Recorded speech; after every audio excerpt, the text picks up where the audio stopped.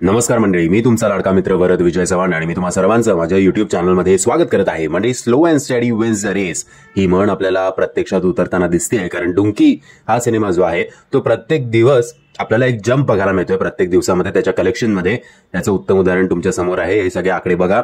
जेव्हा डुंकी रिलीज झाला होता गुरुवारी, तेव्हा त्याचं कलेक्शन होतं 29.2 करोड. फ्रायडेला 20.12, फ्रायडेला नो डाऊट सलारच्या रिलीजमुळे याचं कलेक्शन अफेक्ट झालं होतं, पण नंतर सॅटर्डेला 25.61 आणि काल संडेचं जे अर्ली एस्टिमेट आपल्या समोर आलेलं आहे ते आलेलं आहे 31.5 करोड रुपयांचं. सो ओव्हरऑल डुंकी या सिनेमाने पहिल्या 4 दिवसात 106.43 करोड एवढी कमाई केलेली आहे. तर आता बघूया वर्ल्ड वाईड या सिनेमाने किती कोटींची कमाई केली आहे ते. मंडळी, 3 दिवसाचं कलेक्शन इंडियामधलं ग्रॉस कलेक्शन आहे 90 करोड, तर इंडियामधलं नेट कलेक्शन आहे 74.93 करोड.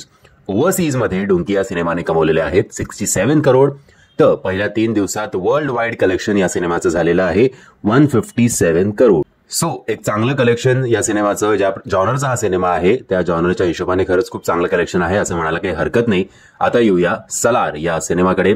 सलार या सिनेमाचं मेजर जे काही कलेक्शन आहे ते तेलुगू स्टेट्स मधनच येते. याचं उत्तम उदाहरण तुम्ही आता बघा. फ्रायडेला सलार या सिनेमाने कमवलेले होते 90.7 करोड. हे खूप चांगली ओपनिंग होती जी एक्सपेक्टेड होती.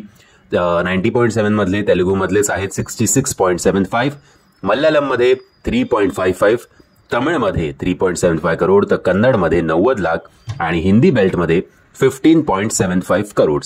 सॅटर्डेला या सिनेमामध्ये आपल्याला ड्रॉप बघायला मिळालं सिनेमाच्या कलेक्शनमध्ये. सॅटर्डेला याचं कलेक्शन झालं 56.35 करोड.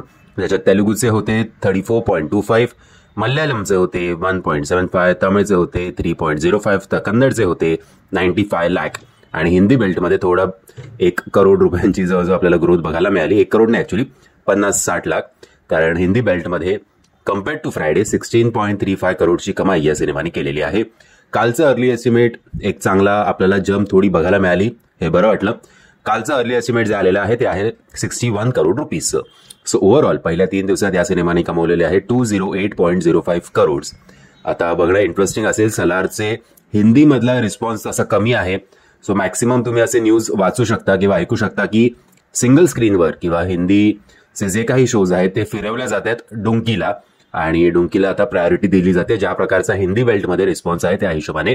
सो आजपासून सलारचं खरं चित्र काय आहे ते समोर येईलच, कारण हे पहिले 3 दिवस आपण असं धरून चालूया की प्रभासच्या स्टारडममुळे हा सिनेमा तसं पण कलेक्ट करणारच होता.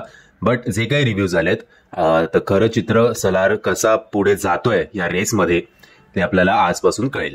आता तुम्ही बघू शकता पहिल्या 2 दिवसाचं सलारचं इंडियाचं ग्रॉस कलेक्शन होतं 173.8 करोड, तर नेट कलेक्शन होतं 147.05 करोड.